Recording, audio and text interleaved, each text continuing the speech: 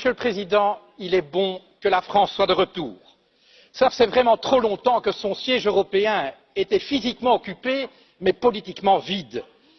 Alors certes, l'Europe ne peut être ni française ni allemande, mais elle ne peut rien construire dans la durée si elle ne peut compter sur l'engagement résolu et de l'Allemagne et de la France. Une France qui pourrait, si elle le veut vraiment, incarner à l'intérieur même de ses frontières la devise européenne de l'unité dans la diversité. Monsieur le Président, l'ambition que vous dessinez pour l'Europe recoupe en de nombreux points les combats que nous, régionalistes et écologistes, menons de longue date. Nous sommes convaincus, comme vous, que les Européens doivent agir ensemble s'ils veulent relever les défis de ce siècle. Là se trouve la clé de notre véritable souveraineté. Nous partageons votre volonté de construire une union politique qui redonne la parole aux citoyens. Ils doivent être au cœur du projet européen, pas à la marge. Comme vous, nous voulons donner un avenir à notre monnaie commune et ceci exige, oui, un budget robuste d'investissement. Cela exige une garantie commune des dépôts bancaires, mais aussi la fin de la concurrence fiscale et du dumping social. Enfin, nous sommes avec vous pour affirmer Make our planet great again. Nous le savons, vous le savez, l'Europe doit être à l'avant-garde de la transition écologique, à commencer par son budget qui doit en être l'instrument. L'écologie est la clé de notre prospérité. Monsieur le Président, ce que vous souhaitez pour l'Europe, vous affirmez que la France doit commencer elle-même à le faire dès aujourd'hui. Votre action en France raconte une toute autre histoire, une histoire qui met à mal la devise de votre pays, liberté, égalité, fraternité. Où est la liberté? Lorsque vos citoyens peuvent être surveillés, assignés à résidence et perquisitionnés sur de simples soupçons de la police.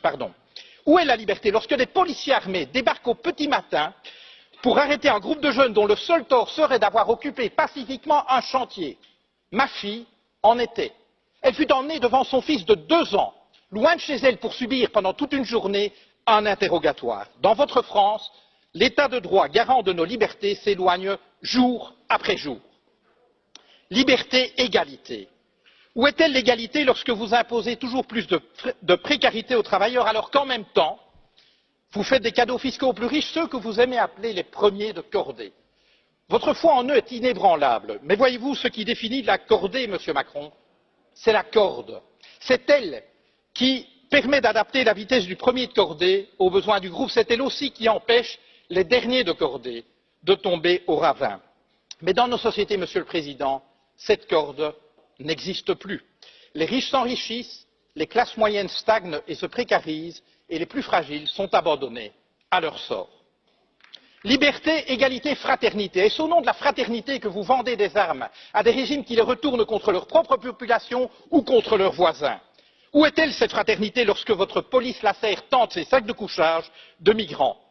Procédures expéditives, recours non suspensifs, détentions administratives, voilà les ingrédients de votre projet de loi sur l'asile et l'immigration. Contenir et refouler plutôt qu'accueillir des êtres humains en exode forcé. Liberté, égalité, fraternité, au pays de l'accord sur le climat, je rajouterai un 4e terme, durabilité. Vous dites vouloir la taxe carbone, la fin du glyphosate, la fin des voitures diesel, bravo. Mais vous restez en même temps un ardent promoteur des traités actuels de libre-échange et pire encore du nucléaire. Alors, vous avez permis, contrairement à votre prédécesseur, l'adoption par l'Union européenne d'une définition totalement laxiste des perturbateurs endocriniens. Alors, vous avez eu le courage de mettre un terme à ce projet insensé d'aéroport à Notre-Dame-des-Landes, mais c'est pour dans la foulée écraser dans la violence les projets de celles et ceux qui inventent depuis des années une manière différente de vivre. Monsieur le Président, un livre vous dit philosophe. Il affirme qu'aucun de vos mots n'est le fruit du hasard. Voici quelques mois, vous avez parlé des gens qui réussissent et des gens qui ne sont rien.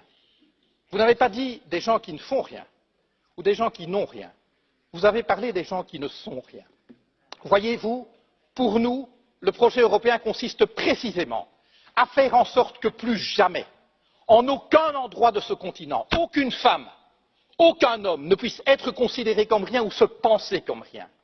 Car considérer des êtres humains comme rien, c'est permettre de leur faire subir n'importe quoi, et cela, nous ne l'accepterons jamais.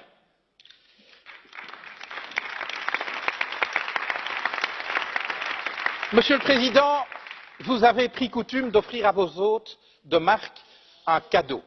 Permettez-moi de faire de même. Je vous offre cette corde d'escalade, symbole de la cordée à laquelle vous semblez tenir. Je vous dirai ceci. Chaque fois que vous ferez avancer la cause de la liberté, de l'égalité et de la fraternité en Europe, chaque fois que vous agirez pour une Europe plus juste, plus durable et plus démocratique, nous serons à vos côtés. À défaut, vous nous trouverez sur votre route. Je vous remercie.